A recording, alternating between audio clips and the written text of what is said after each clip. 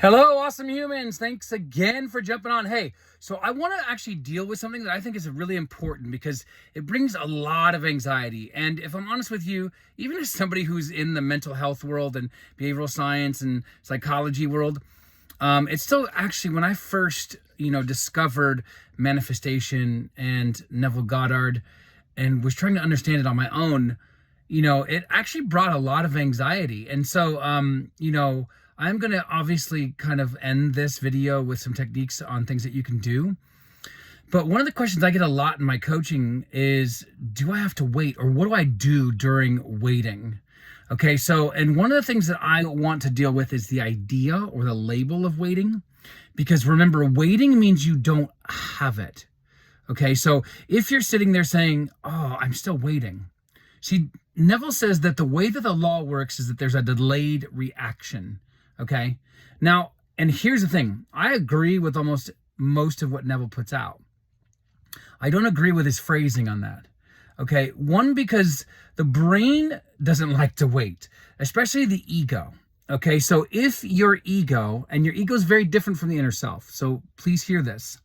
If you're trying to manifest from the ego, it will always look for what it's waiting for. Meaning it will always say, where's it at? I don't know what's going on. Why is it taking so long? I don't have it. And then that actually creates more anxiety and fear and can lead to depression and disempowerment and all of these other cocktails of neurochemical experiences that can lead to even more mental health issues.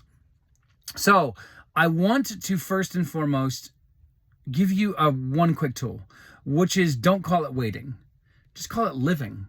Okay, so what does that even mean? Let's make this really practical, because I like to make my stuff practical. So what it means is that, okay, let's say you want to manifest a car. Okay, let's say you have an old car, or you're using the bus, or you're relying on your mom, or your best friend's bicycle, or your 4-year-old cousin's tricycle. I'm not judging you.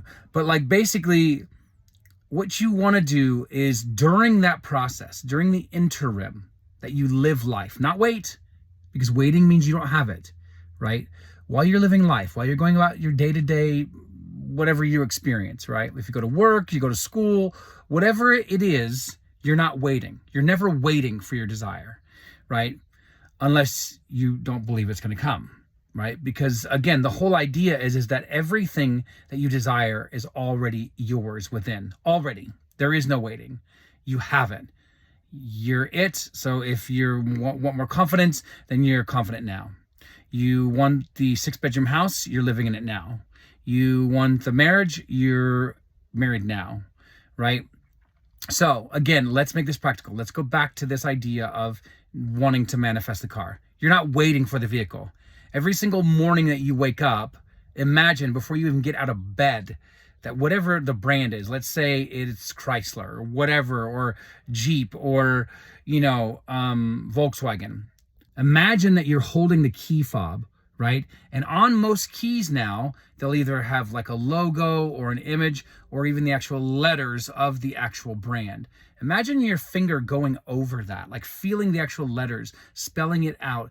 And even if you do it in your imagination, or even if you do it in the conscious world, where you're actually saying to yourself, like Volkswagen, like do this because you create a romantic and intimate connection between your conscious mind and your subconscious mind. And that's what you want, because you want impression, right?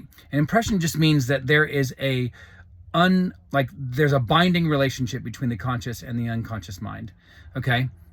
So you want to do that. You actually want to be able to try to create links between them. Not that you're trying to falsify it or force it, right? But that you're trying to create a connection between the two, a trusting relationship. So this is why Neville, for example, says that in the beginning, when you're starting out, you want to use the I am. Okay. What that means is you want to sit in the I am without labels. That's you without being human. That's you without the ego. That's you without the name, the label, and the history and the emotions, right? That's just you as God. And then you go into your scene. Okay. And I would encourage everybody to do that, no matter how advanced you are. Okay. That you should always use that technique. But if you are trying to manifest this vehicle, okay, every single morning before your feet touches the ground, do this scene, okay, where you're either feeling the keys, you're getting ready, you feel the excitement, and then feet touches the ground, okay? And then throughout your day, when you have to go do what you do, whether it's using a bus or Uber or your best friend's tricycle, it doesn't matter. Imagine the whole journey and feel the joy of you already having that vehicle. So if you are on the bicycle, imagine there's a windshield. If you are on the bus, imagine it's smaller and that the windshield is you looking through it singularly, okay? And I get that this is going to be hard. It's going to be weird at first. I get it. I mean, Neville says, though false. So what does that mean? It means when you first start out doing this stuff, it's going to feel like you're lying to yourself. You're going to feel like massive imposter syndrome.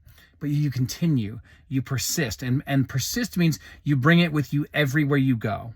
So that means everywhere you go in life, in that day, doesn't matter whether you have to go there or not, you literally go in the state of the wish fulfilled. You feel it. You really saturate your subconscious. And so if that means that you have a moment of free time and it's in between conversations with your friends or whatever it is, just saturate, just sit and saturate. You don't need the scene, nothing, just saturate, soak it, right? And then just feel the joy. If you have to initially put a smile on your face to make sure that you feel it, do it. It doesn't matter, right? So what you want to do though, is you do want to get away from using the word wait. You are not waiting. You already have. You are already it. You are living the life of your dreams now. So try these techniques. Share with me below if you've actually practiced these before. If not, if it's been a week later, come back and leave a message here and let me know your thoughts. So thank you very much for listening. You guys, everybody, every one of you deserves your desire. I really believe that. So if you're looking for more practical tips, more neuroscience, like psychological and behavioral science tips, get in touch. I have loads of packages. I do hourly coaching. I even offer payments now. So get in touch. Thank you for listening. Much love to you all. Be safe in the world.